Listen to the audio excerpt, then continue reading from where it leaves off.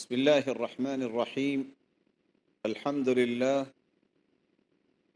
والصلاة والسلام على خير خلق الله وعلى آله وصحبه ومن والاه. أما بعد، فأعوذ بالله من الشيطان الرجيم. ومن يبتغ غير الإسلام دينا فلن يقبل منه وهو في الآخرة من الخاسرين. ناظرین محترم، اللہ رب العزت کا احسان عظیم ہے جس نے ہمیں مسلمان بنایا، جس نے ہمیں دین اسلام کی نعمت سے نوازا۔ دین اسلام وہ دین ہے جس کو اللہ نے پسند کیا ہے۔ وَرَضِيتُ لَكُمُ الْإِسْلَامَ دِينًا، یہ آیت اتار کے اللہ رب العزت نے اس بات کا اظہار فرمایا ہے کہ اللہ کے ہاں پسندیدہ دین دین اسلام ہے، اور اسلام سلم سے ہے جس کا مطلب ہے سلامتی۔ اسلام کی نعمت جس شخص کو نصیب ہو جائے وہ سلامتی کو پسند کرتا ہے۔ جس شخص کو اسلام کی نعمت مل جائے وہ سلامتی کی تلاش میں رہتا ہے، وہ ہر سو سلامتی کو عام کرنے کے بارے میں قد و کاوش کرتا ہے۔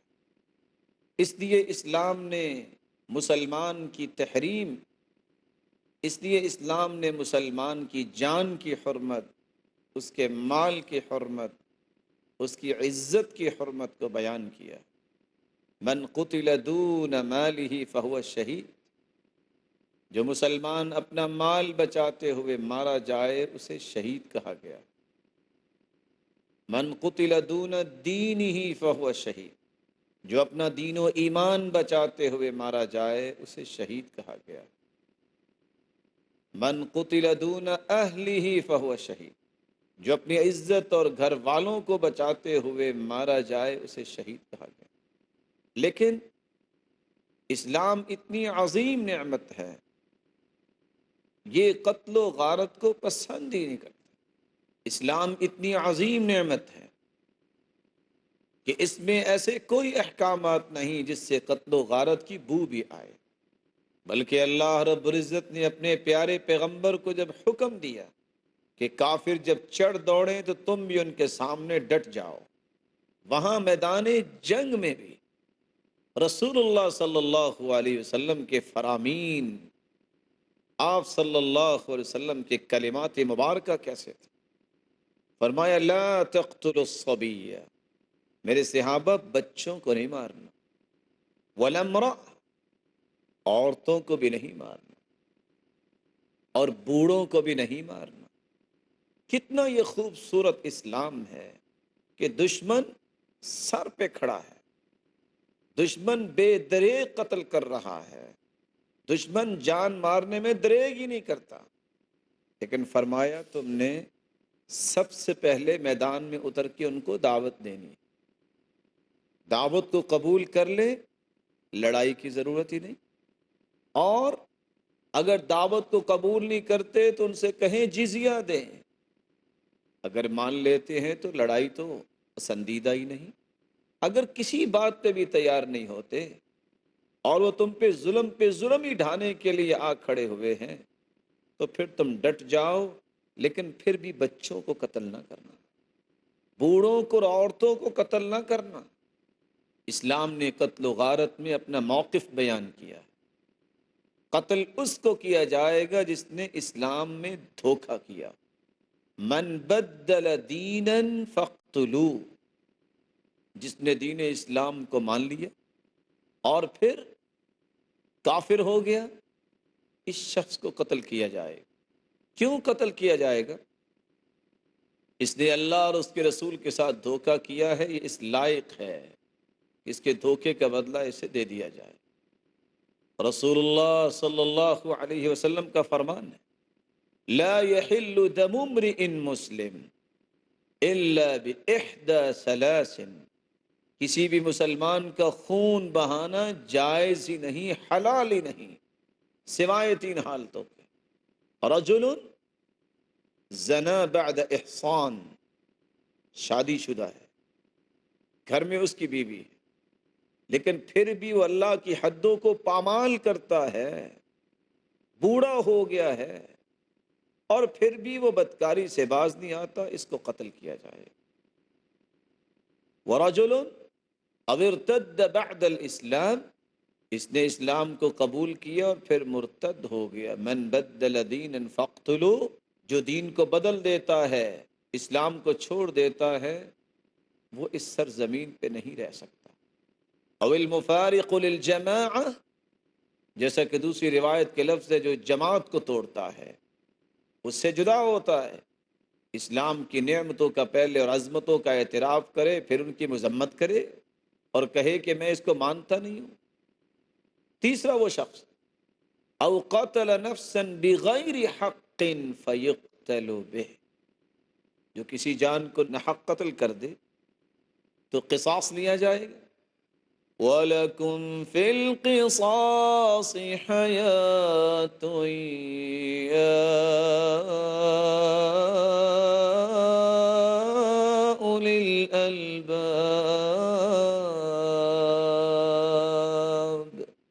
عقل والو تمہاری زندگی اس میں ہے کہ تم قصاص لو۔ اس نے جس کو مارا ہے اس کی بھی تو کوئی قیمت تھی، وہ بھی تو کسی کا بیٹا تھا، وہ بھی تو کسی کا باپ ہو سکتا ہے، وہ بھی تو کسی کا جگر گوشہ تھا، وہ بھی تو کسی کا بھائی تھا۔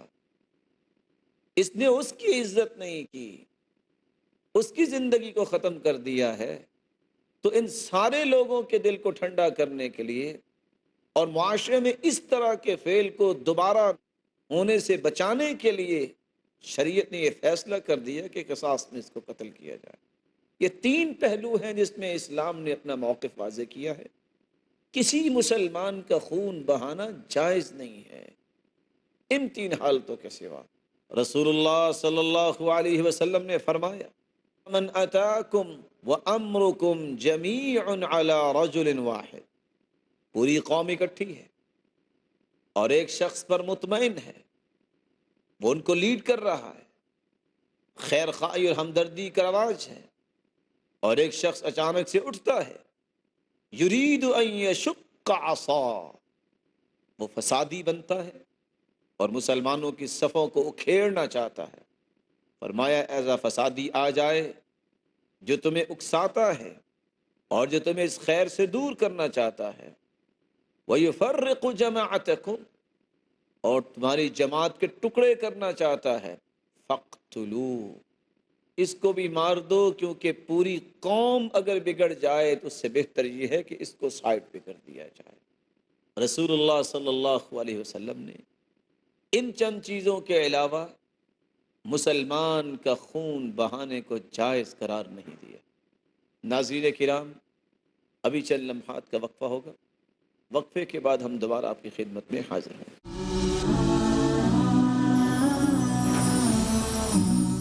لبيك اللهم لبيك لبيك اللهم لبيك لبيك لا شريك لك لبيك لا شريك لك لبيك إن الحمد والنعمة لك والملك لا شريك لك۔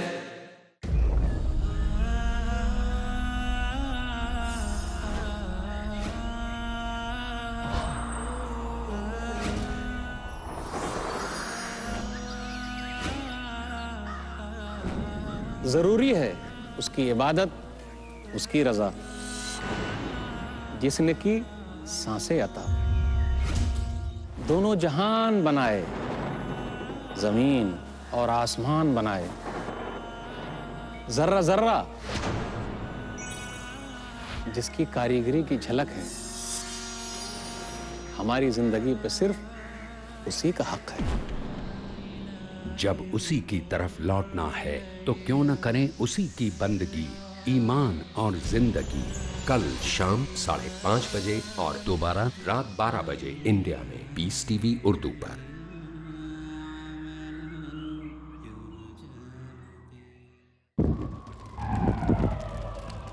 Dialogue, discussion, debate, rebuttal, conclusion.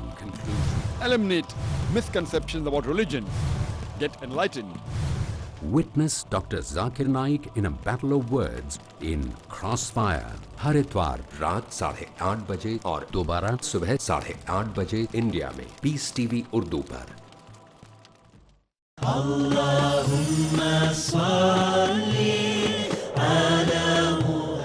अहादिस नबवी सल्लल्लाहु अलैहि वसल्लम। हजरत अनस बिन मालिक रजी अल्लाह अन्हु ने बयान किया कि नबी करीम सल्लल्लाहु अलैहि वसल्लम ने फरमाया, अगर कोई मुसलमान किसी दरख्त का पौधा लगाता है और उस दरख्त से कोई इंसान या जानवर खाता है तो लगाने वाले के लिए सदका होता है। सही बुखारी जिल्द नंबर 8 किताबुल अदब हदीस नंबर 6012।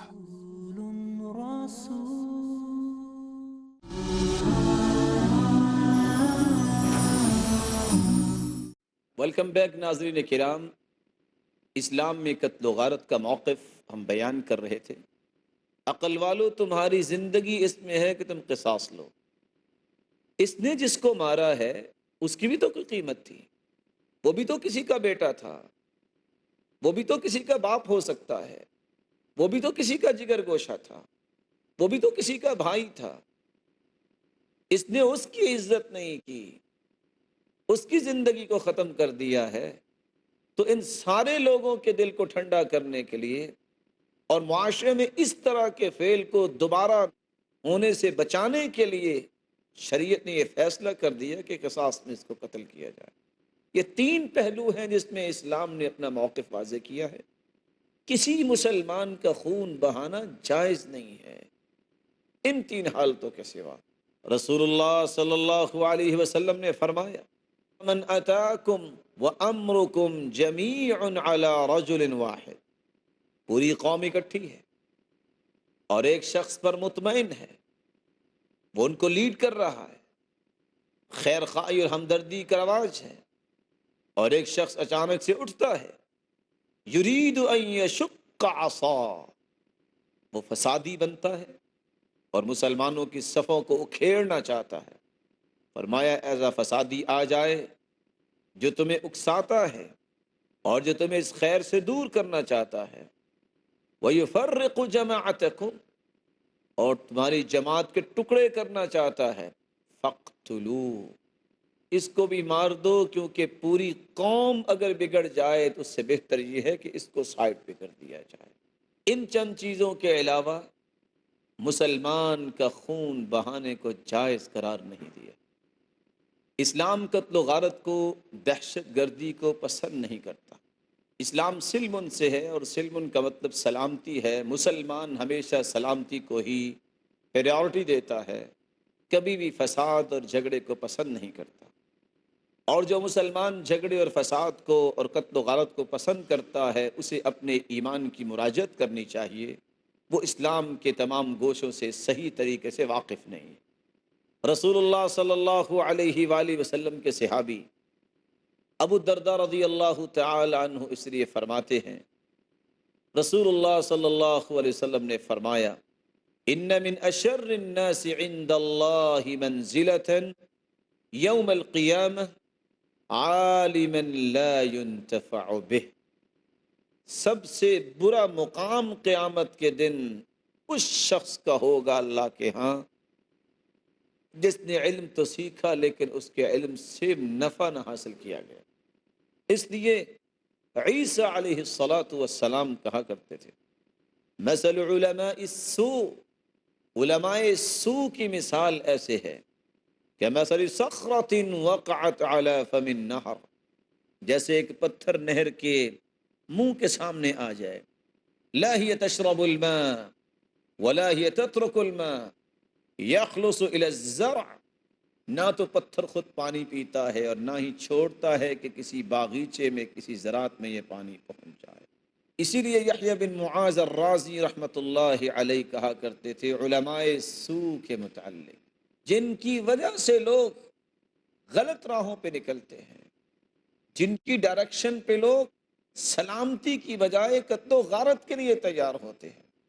फरमाया अस्हाबल इल्म, और अपने आप में इल्म का दावा करने वालों, क़ुसूरुकुम क़ैसरिय्या, تم نے کیسے اپنے محلات قیصریہ بنائے ہیں، وبیوتکم کسرویہ، اور تمہارے گھر ہیں جس طرح کسرا کے گھر تھے، واسوابکم ظاہریہ، اور تمہارے کپڑے کس طرح ظاہری ہیں، واخفافکم جالوتیہ، اور تم نے کس طرح جالوتی اپنے موزے بنائے ہوئے ہیں، ومراکبکم قارونیہ، اور تم نے اپنے مراکب اپنی سواریوں کو قارون کی سواریوں جیسا بنا رکھا ہے، وأوانکم فرعونیہ، اور کس طرح اپنے گھروں میں فرعونی برتن رکھے ہیں، ومعاصمکم جاہلیہ، اور تمہارے اندر جاہلیت کے گناہ ابھی باقی ہیں، ومذاہبکم شیطانیہ، اور تمہارے طور طریقے شیطانی ہیں، فأین الشریعۃ المحمدیہ، کہاں گئی شریعت محمدی؟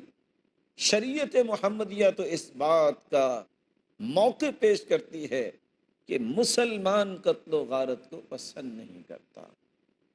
وہ پیارے پیغمبر صلی اللہ علیہ وسلم جو دین لے کے آئے، جو یہ کہتے نظر آئے، من رحم ولو ذبیحۃ عصفور رحمہ اللہ، جو شخص چڑیا کو ذبح کرتے وقت رحم کرتا ہے، اللہ اس پہ بھی رحم فرمائے گا۔ جو چڑیا پہ بھی ظلم و زیادتی کو پسند نہیں کرتا پیغمبر، وہ قتل و غارت اور دہشت گردی کا حکم کیسے دے سکتا ہے؟ رسول اللہ صلی اللہ علیہ وسلم کے صحابی فرماتے ہیں، ابو داود کی روایت عبداللہ بن جعفر فرماتے ہیں، فدخل حائطا لرجل من الانصار، آپ صلی اللہ علیہ وسلم انصاری صحابی کے باغ میں گئے، فاذا جمل، اس باغ میں ایک اونٹ تھا، فلما رأى النبی حن وذرفت عیناہ، جب اس نے اللہ کے رسول کو دیکھا تو وہ رونے لگ گیا، اور اللہ کے رسول صلی اللہ علیہ وسلم آئے، فسمع ظفرا فمسح ظفرا، آپ نے اس کی گردن پہ ہاتھ پھیرا، فقال من رب هذا الجمل، کون ہے اس اونٹ کا مالک؟ لمن هذا الجمل؟ فجاء فتى من الانصار، آپ کے اس کہنے پر کہ یہ اونٹ کس کا ہے، ایک نوجوان انصاری آیا، فقال یا رسول اللہ صلی اللہ علیہ وسلم افلا تتقی اللہ فی هذه البہیمہ، اور تمہیں اللہ کا خوف نہیں آتا ان جانوروں میں، التی ملکک اللہ، اللہ نے تمہیں ان کا مالک بنایا ہے، فإنه شکا الی انک تجئہ وتدئبہ، انہ شکا الی، اس اونٹ نے شکایت کی ہے، انک تجعہ وتدئب، یہ اونٹ شکایت کر رہا ہے کہ تم اس کو تکلیف دیتے ہو اور اس کو تھکاتے ہو۔ جو جانوروں کی شکایت، جو جانوروں کے ساتھ ظلم کو پسند نہیں کرتے، وہ اپنی امت کو قتل و غارت کا حکم کیسے دے سکتے ہیں؟ اسلام تو سلامتی کا نام ہے۔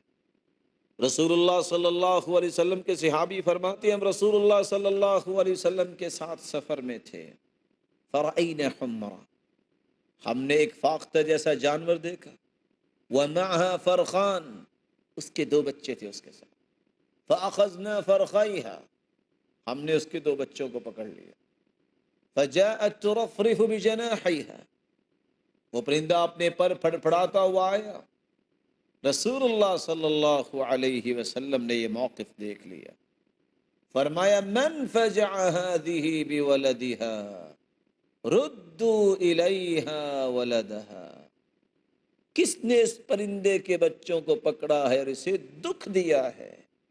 محمد صلی اللہ علیہ وسلم کی غیرت برداشت نہیں کرتی کسی پرندے سے بھی ظلم کیا جائے۔ جو کسی پرندے سے بھی ظلم کو پسند نہ کرے، وہ اپنی امت کو دہشت گردی کا آرڈر کیسے دے سکتا؟ اللہ کے رسول صلی اللہ علیہ وسلم نے تو فرمایا تھا، انی لم ابعث لعانا انما بعثت رحمہ، مجھے تو رحمت بنا کے بھیجا گیا، میں تو لعان بنا کے نہیں بھیجا گیا کہ میں لوگوں کو لعن تان کروں، بلکہ رسول اللہ صلی اللہ علیہ وسلم نے فرمایا، انی نہیت عن قتل المصلین، میرے صحابہ مجھے نمازیوں کو قتل کرنے سے منع کر دیا گیا ہے۔ رسول اللہ صلی اللہ علیہ وسلم نے کس طرح صحابی کو حکم دیا، اذهب فإن في البيت ثلاثة منهم غلام، جاؤ اس گھر میں ایک غلام ہے، فخذه ولا تضربه، اس کو لے کے آؤ لیکن مارنا نہیں ہے۔ سبب کیا ہے؟ اِنَّا قَدْ نُهِينَا عَنْ ضَرْبِ أَهْلِ الصَّلَاةِ، نماز پڑھنے والوں کو مارنے سے ہمیں ویسے ہی منع کر دیا گیا۔ اور رسول اللہ صلی اللہ علیہ وسلم نے فرمایا اجیب الداعیہ، جو دعوت دے اس کی دعوت کو قبول کیا کر، ولا ترد الہدیہ، کوئی ہدیہ دے تو ہدیہ واپس نہ کیا کر، ولا تضرب المسلمین، اور مسلمانوں کو مارا نہ کرو۔ رسول اللہ صلی اللہ علیہ وسلم نے تو فرمایا انما یرحم اللہ من عبادہ الرحماء، اللہ تو ایسے بندوں پہ رحم فرمائیں گے جو دنیا پہ رحم کرتا ہے، جو دنیا پہ زیادتی اور ظلم کرتا ہے، اس کو قتل کرتا ہے، وہ رحمت کیسے پائے گا؟ یہ تو رحمت سے محروم ہے۔ جو کسی کے ساتھ شفقت نہیں کر سکتا، ہمدردی نہیں کر سکتا، خیر خواہی نہیں کر سکتا، وہ پیارے پیغمبر صلی اللہ علیہ وسلم تو یہ ہدایت دے رہے، بینما رجل یمشی بطریق اذ وجد غصن شوک فأخرہ فشکر اللہ له فغفر له وفی روایت اخرى فادخل الجنہ۔ ایک آدمی جا رہا تھا، راستے میں اسے کانٹے نظر آئے، اور کانٹوں کا وزن کتنا ہوتا ہے، اس نے اٹھائے اور راستے کو صاف کر دیا۔ سبب کیا ہے؟ میرے کسی بھائی کو دکھ نہ پہنچے، کسی بھائی کو تکلیف نہ پہنچے۔ اس خیر خواہی اور ہمدردی کو اللہ نے اتنا قدر دی، اس کی زندگی کے گناہوں کو معاف کر دیا۔ ادخل الجنہ، اور اس خیر خواہی اور ہمدردی کی وجہ سے اسے جنت میں داخل کر دیا گیا۔ جو خیر خواہی اور ہمدردی کے ان پہلوؤں کو معاشرے میں غالب کرنے کے لیے آئے، وہ قتل و غارت کا حکم کیسے دے سکتے؟ رسول اللہ صلی اللہ علیہ وسلم نے فرمایا عرضت علی النار فجعلت اتأخر رحبة ان تغشانی، جہنم کو میرے سامنے پیش کیا گیا اور میں پیچھے ہٹ گیا اس آگ سے بچنے کے لیے۔ ورأيت امرأة حميرية سوداء طويلة، میں نے دیکھا ایک حمیر خاندان کی کالے رنگ کی لمبی عورت ہے، تعذب فی ہرۃ لہا، اس کو جہنم میں عذاب دیا جا رہا ہے بلی کی وجہ سے۔ رابطتها، یہ اللہ کی مخلوق بلی اس نے باندھ دیا، فلم تطعمها، اس کو کھلایا بھی کچھ نہیں اور نہ ہی اسے کچھ پلایا ہے۔ ولم تدعها تأکل من خشاش الارض، اور نہ ہی اسے چھوڑا کہ وہ خود ہی تلاش کر کے کھا لے، اور بلی مر گئی، جس کے نتیجے میں جہنم میں عورت جلتی نظر آئی۔ امت کو سبق کیا دیا جا رہا ہے؟ کوئی بلی کے ساتھ بھی اگر ظلم کرتا ہے تو اس کی بھی یہ حالت ہونے والی ہے۔ رسول اللہ صلی اللہ علیہ وسلم نے فرمایا کس طرح ایک انسان جا رہا ہے، صحیح بخاری کی روایت، دیکھا اس نے کہ کتا اللہ کی مخلوق کاد ان یقتلہ العطش، پیاس کی وجہ سے اپنی زبان زمین پہ لگا رہا ہے، چاٹ رہا ہے، قریب ہے کہ مر جائے، اس کتے کو پانی پلا دیا، اللہ رب العزت نے اس کو بخش دیا۔ جو پیارے پیغمبر صلی اللہ علیہ وسلم جانوروں کے ساتھ، پرندوں کے ساتھ، کتے اور بلی کے ساتھ بھی احسان کرنے کا حکم دیتے ہیں، وہ انسانیت کو کاٹنے کا حکم کیسے دے سکتے ہیں؟ اللہ رب العزت ہم سب کو اسلام کی عظمت سمجھنے کی توفیق عطا فرمائے اور اسلام کی سلامتی کو قبول کرنے کی توفیق عطا فرمائے، اور ہر سو خیر خواہی اور ہمدردی کو دنیا میں عام کرنے کی توفیق عطا فرمائے۔ اللہ رب العزت ہمیں بڑے کا احترام اور چھوٹے پہ شفقت کرنے کی توفیق عطا فرمائے، اور اسلام کا نکھرا پیغام دنیا میں عام کرنے کی توفیق عطا فرمائے، اور قتل و غارت اور دہشت گردی اس طرح کے رذیل پہلوؤں سے ہمیں محفوظ فرمائے، اور اللہ رب العزت قیامت کے دن سب سے بڑے سلامتی کے چاہنے والے محمد رسول اللہ صلی اللہ علیہ وسلم کی رفاقت نصیب فرمائے۔ وآخر دعوانا الحمد للہ رب العالمین۔